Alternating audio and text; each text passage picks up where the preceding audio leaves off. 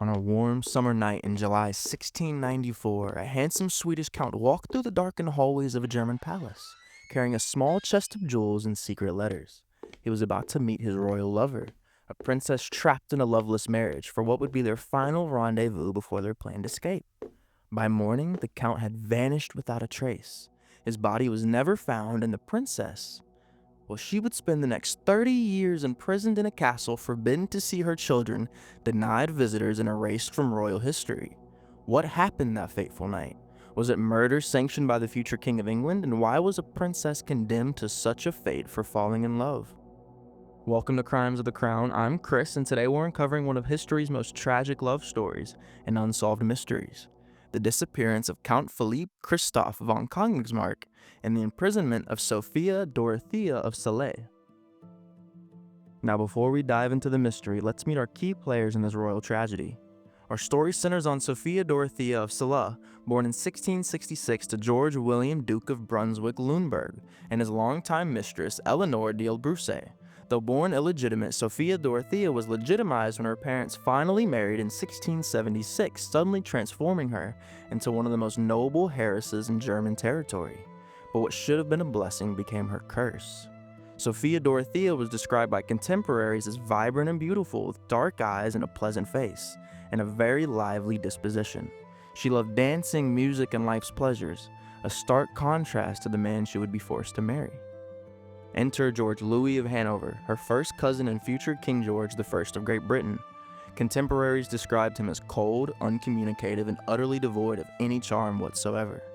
One diplomat noted he was very silent, seemed to have no taste for conversation, and to prefer drinking to discourse. Unlike the warm and passionate Sophia Dorothea, George Louis was calculating, emotionally distant, and interested primarily in military matters and his mistresses. Enter the third player in our tragic tale, Count Philip Christoph von Königsmarck, a dashing Swedish aristocrat and military officer who arrived at the Hanoverian court in 1688. Handsome, cultured, and worldly, he was everything Sophia Dorothea's husband was not. A romantic adventurer with strikingly good looks and impeccable manners, the Count was known throughout Europe for his military prowess and his conquests in the bedchambers of the elite. And finally, we have the puppet master, Duchess Sophia of Hanover, George Louis's ambitious mother and Sophia Dorothea's mother-in-law. Cold, calculating, and fiercely protective of the Hanoverian dynasty's interest, she viewed her daughter-in-law with contempt from the very beginning and would ultimately play a crucial role in her downfall. Now, with these players in place, the stage is set for scandal, intrigue, and ultimately, a disappearance that remains unsolved to this very day. Now, how did Sophia Dorothea find herself in such a loveless match? The answer, as is often the case with royal marriages, comes down to power, land, and dynastic ambition. In 1682, at just 16 years old, Sophia Dorothea was married off to her cousin, George Louis, an arrangement engineered primarily by her aunt, Duchess Sophia of Hanover, who saw the substantial inheritance and territories that would come with this girl. The young princess reportedly wept and begged her father not to force this marriage, even throwing herself at his feet in desperation. According to court gossip, when shown a portrait of her intended husband, she tore it to pieces. But duty prevailed over desire, and the marriage proceeded despite her protests. The union was doomed from the very start. One lady-in-waiting observed, "The prince and princess from the first day lived like cat and dog, and soon after the marriage he frequently beat her, and she returned the blows." Now, despite this mutual animosity, Sophia Dorothea fulfilled her primary duty as a royal wife. She gave birth to two children, George Augustus, the future King George II of Great Britain, in 1683, and Sophia Dorothea in 1687. With her dynastic obligations met, her husband grew even more distant, openly flaunting his affairs. Most notably, he maintained a long-time relationship with Melusine von der Schulenburg, mockingly named the Maypole by the English court for her tall, thin figure. Meanwhile, Sophia Dorothea was increasingly isolated at court, closely watched by her hostile mother-in-law. But what truly made her position unbearable wasn't just her husband's coldness or his mother's hostility, it was their systemic campaign to humiliate her. At public functions, George Louis would ignore his wife completely while lavishing attention on his mistresses. The Duchess Sophia openly criticized her daughter-in-law's manners, accent, and fashion choices. Picture this: a young woman, barely out of girlhood, Trapped in a foreign court where she was actively despised by her own husband and his family, denied meaningful contact with her children, and treated as little more than a dynastic convenience that had outlived its usefulness.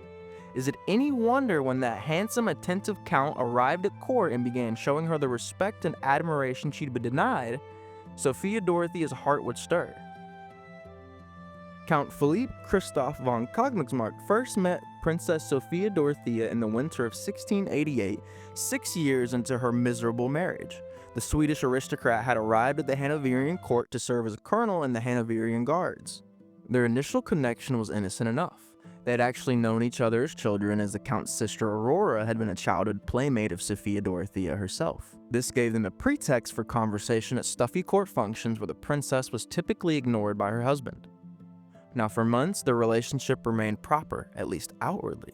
The Count would bow deeply when passing the princess in the palace corridors. He would request dances with her at court balls, always maintaining the perfect distance prescribed by etiquette. He would engage her in conversations about books, music, and memories of childhood, treating her with the respect she rarely received from others at court. But eyes were watching. Court gossips noted how the princess's expression brightened when the handsome Count entered a room. They observed how frequently they seemed to encounter each other by chance in the palace gardens. The Duchess Sophia, in fact, always vigilant about potential threats to the family's reputation, began keeping closer tabs on her daughter-in-law. Historical records suggest the relationship turned romantic sometime in 1690. We know this primarily through a collection of over 300 love letters exchanged between the pair, which were preserved and later discovered in the archives of the University of Lund, Sweden. These letters reveal a passion that grew increasingly desperate and reckless with time. In one letter, Sophia Dorothea wrote, "My feelings for you consume me day and night. When we are apart, I count the hours until we may meet again, even if for only a moment, even if only to exchange glances across a crowded room." The Count was equally effusive. "Your love is the air I breathe. Without it, I would surely perish. Let the world condemn us if they must, but know that my heart recognizes no authority but yours." By 1692, their affair was an open secret at court. George Louis, occupied with his own mistresses, initially seemed indifferent to his wife's indiscretion, but his mother, the Duchess Sophia, was not so disinterested. To her, this wasn't merely about infidelity. It was about control and the reputation of the Hanoverian line itself, which was positioning itself for the British succession. The danger increased when Königsmarck began to exhibit jealousy towards George Louis and made little attempt to hide his contempt for the prince. At one court function, he reportedly refused to drink to George Louis's health, a serious breach of etiquette that did not go unnoticed. The lovers were playing with fire, but like many in the throes of forbidden passion, they believed their love made them invincible. They were tragically mistaken. By early 1694, the situation had reached a breaking point. George Louis, initially unbothered by his wife's affair, had come under increasing pressure from his mother to address the scandal. The Duchess Sophia had intercepted some of the lovers' correspondence, providing concrete evidence of their relationship. More critically, rumors began circulating that Sophia Dorothea was considering fleeing the Hanoverian court with her lover, taking her substantial dowry with her. This was more than a matter of hurt feelings or damaged pride. It represented a financial and diplomatic threat that the Hanoverian family could not ignore. In March 1694, George Louis confronted his wife in a rage. According to accounts from court servants, he physically assaulted her, accusing her of dishonoring his name. One lady-in-waiting reported seeing the princess afterward with bruises on her arms and a cut on her face. Now, following this confrontation, Sophia Dorothea was effectively placed under house arrest. Her movements were restricted and her correspondence monitored. She was assigned ladies-in-waiting who functioned more as prison guards than companions. But rather than extinguishing the affair, this opposition only intensified the lovers' determination. They began using trusted servants to carry messages, developed elaborate codes for their letters, and arranged clandestine meetings in rarely used sections of the palace. In a letter from this period, Königsmarck wrote, "They may control your body, my beloved, but they cannot imprison your heart. We will find a way to escape these gilded chains. Have faith." Now, it was around this time that the lovers began planning their escape in earnest. The plan, pieced together from their intercepted correspondence and later testimony, was audacious. See, Königsmarck would arrange for his military leave. Sophia Dorothea would feign illness to avoid court appearances, and on the appointed night she would slip away from her chambers with only the valuables she could carry. The Count would be waiting with horses, and together they would ride to the port of Wolfbüttel, and from there a ship would take them to either France or Denmark, both countries where Königsmarck had connections. Once safely aboard, Sophia Dorothea planned to seek an annulment of her marriage using her husband's infidelity and cruelty as grounds. With her substantial personal fortune, they could establish themselves comfortably in exile. The date was set, July 1st, 1694. Little did they know that their plans had already been discovered. July 1st, 1694. A warm summer evening in Hanover. Court records indicated it rained earlier in the day, but the night was clear with a nearly full moon, the kind of night that might seem perfect for lovers planning an escape. Sophia Dorothea spent the day making final preparations, secretly gathering jewels and important papers. According to her lady's maid, Clara von Platen, who would later provide testimony, the princess seemed unusually calm, almost serene, as if already tasting the freedom that awaited her. Meanwhile, Count Königsmarck attended to his military duties as usual, betraying no hint of his plans at all. At approximately 8 o'clock in the evening, he returned to his quarters where he changed into civilian clothes, dark and unobtrusive, and collected a small chest containing money, important documents, and gifts for Sophia Dorothea. At precisely 10 o'clock, Königsmarck left his lodgings and made his way towards the palace. He was seen by at least 3 witnesses entering through a side gate normally used by servants. This would be the last confirmed sighting of the Count alive. According to the plan outlined in their letters, he was to meet Sophia Dorothea in her chambers at 11 o'clock. From there, they would use the rarely used service corridor to exit the palace and make their way to where horses were waiting. But 11 o'clock came and went. The princess waited, increasingly frantic as midnight approached with no sign of her lover. By 2 in the morning, she was forced to accept that something had gone terribly wrong. The escape attempt was abandoned. The next morning, Königsmarck's valet reported his master missing. His bed had not been slept in. His planned absence from military duties, which had been arranged as part of the escape plan, now became a glaring concern. What happened to Count Philip Christoph von Königsmarck between 10 o'clock when he entered the palace and 11 when he was to meet the princess? This question has fascinated historians for over 3 centuries. The official position of the Hanoverian court was complete denial. They claimed the Count had simply left court without notice, perhaps to pursue military adventures elsewhere, but this explanation satisfied no one, least of all those who knew him. A search of his quarters revealed he had left behind most of his possessions, including items of significant value. His personal papers appeared to have been rifled through with certain documents, presumably including letters from the princess, removed. The most damning evidence that something sinister had occurred came from the 4 palace guards who were hastily transferred to remote outposts within days of the Count's disappearance. Before their departure, one reportedly confessed to a fellow soldier that they had been ordered to intercept Königsmarck in the palace that night. According to this account, a struggle ensued and the Count was killed. Whether intentionally or accidentally remains unclear. What happened to his body? Here, the historical record offered tantalizing but inconclusive clues. Rumors circulated that the Count's remains were weighted and thrown into the river Leine that flows through Hanover. Others suggest that he was buried beneath the floorboards in a palace antechamber. Perhaps most gruesomely, some accounts claim his body was encased in the walls during renovations to the palace that conveniently began shortly after his disappearance. What we know with certainty is this: Count Philip Christoph von Königsmarck, a high-ranking aristocrat and military officer, vanished completely on the night of July 1st, 1694. No body was ever recovered, no formal investigation was ever conducted, and the woman who loved him would pay a terrible price for their planned escape. Within days of Königsmarck's disappearance, Sophia Dorothea's world collapsed entirely. She was immediately confined to her apartments, denied all visitors except those explicitly approved by her husband or mother-in-law. George Louis, now certain of his wife's infidelity and planned escape, moved quickly to punish her in the most severe terms possible. The formal proceedings began in December 1694, just 5 months after the Count's disappearance. The process was a total sham by any standards of justice. Sophia Dorothea was not permitted to defend herself or even appear before the tribunal that would decide her fate. Her intercepted correspondence with Königsmarck was presented as evidence, but carefully edited to emphasize her guilt while minimizing her husband's cruelty and infidelities.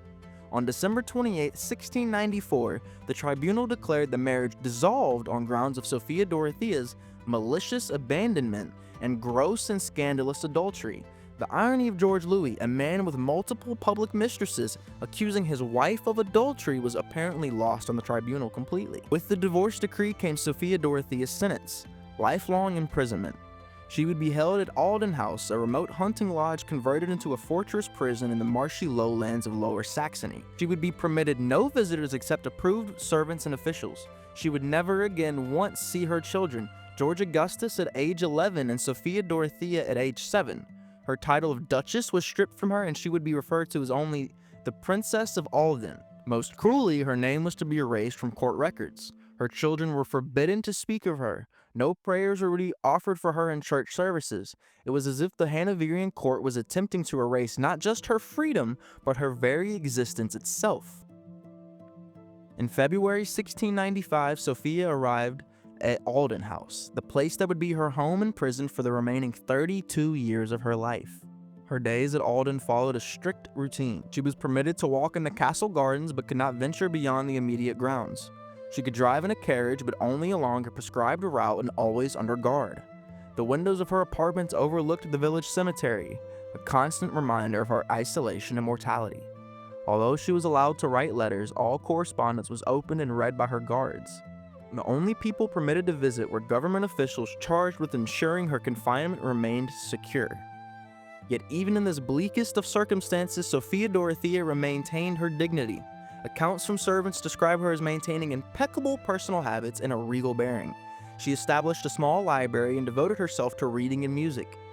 She even used a portion of her still considerable personal wealth to help the poor of the surrounding villages, earning the quiet affection of local peasants who referred to her as the Princess of Alden long after the court had stripped her of all titles. Most poignantly, she regularly wrote letters to her children, letters that were intercepted and never delivered. She maintained this practice for decades, perhaps clinging to the hope that someday her words might reach them. In 1714, when George Louis ascended to the British throne as King George I following the death of Queen Anne, Sophia Dorothea's situation did not improve. If anything, her confinement became stricter, as her ex-husband feared she might somehow embarrass him in his new role as monarch. Sophia Dorothea died at Alden on November 13, 1726, aged 60. After 3 decades of imprisonment. Her last wish, to be buried alongside her parents in Celle, was granted, the only mercy shown to her in death that had been denied in life. Even then, George I forbade any mourning at court for the mother of his children. When informed of her death, he reportedly said only, "The Witch of Alden is dead," and proceeded with his daily activities as if nothing of significance had occurred at all. The disappearance of Count von Königsmarck and the imprisonment of Sophia Dorothea remain one of history's most compelling unsolved mysteries, raising questions that continue to intrigue historians more than 3 centuries later. What exactly happened to the Count on that July night in 1694? The most likely explanation, supported by scattered evidence and palace rumors from the time, is that he was intercepted and killed on orders from either George Louis or his mother, Duchess Sophia. Some historians suggest that Count Platen, husband of George Louis's mistress, led the ambush, possibly with the assistance of the 4 guards that were hastily transferred following the incident. In 1994, during renovations at Lean Palace in Hanover, workers discovered a skeleton beneath the floorboards of an antechamber. Initial excitement that this might be Königsmarck's remains were tempered when forensic analysis suggested the skeleton dated from an earlier period. The Count's final resting place, it seems, remains unknown. As for Sophia Dorothea, her legacy is paradoxically both erased and enduring. While the Hanoverian court did their best to remove her from official records, her story lived on through gossip, popular ballads, and eventually, historical accounts that recognized the injustice of her treatment. Ironically, despite George I's attempts to sever all connections between Sophia Dorothea and the royal lineage, her bloodline would ultimately have more impact on European royalty than his own. Through her daughter, also named Sophia Dorothea, who married Frederick William I of Prussia, she became the grandmother of Frederick the Great. Her descendants would sit on the thrones of Prussia, Russia, and eventually, through complicated dynastic connections, return to the British royal family. The story of Sophia Dorothea and Philip Christoph raises uncomfortable questions about power, gender, and justice in the early modern period. While both lovers were guilty of violating social norms, the stark disparity in their punishments, he presumably killed without trial, her imprisoned for life, highlights the profound inequality faced by women, even royal ones. George Louis could publicly maintain mistresses without consequence, while his wife's affair resulted in her complete removal from society. He would go on to rule Great Britain, living openly with his mistress Melusine, who was eventually made Duchess of Kendal. Meanwhile, Sophia Dorothea watched the world pass by from behind the windows of Alden House. Perhaps the most tragic aspect of the story is what it reveals about dynastic marriages in this era.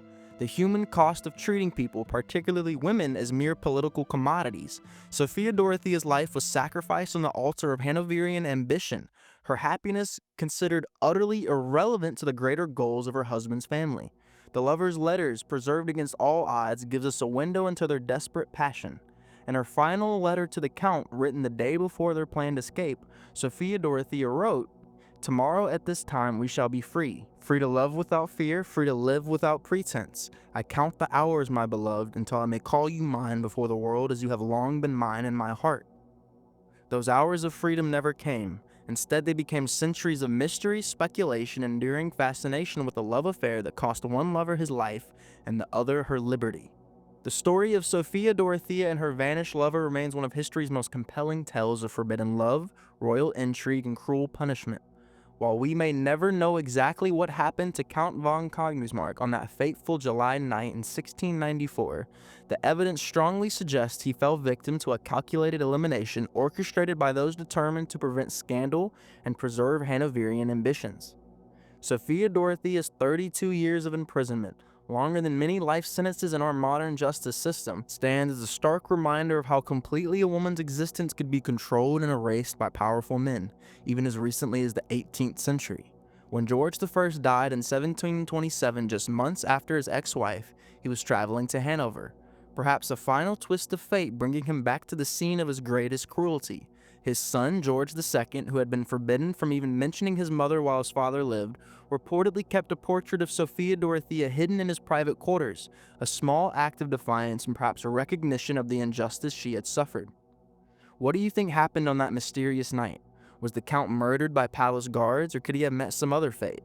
Was Sophia Dorothea's punishment justified by the standards of her time, or was it an extraordinarily cruel response to a woman seeking an escape from an unhappy marriage?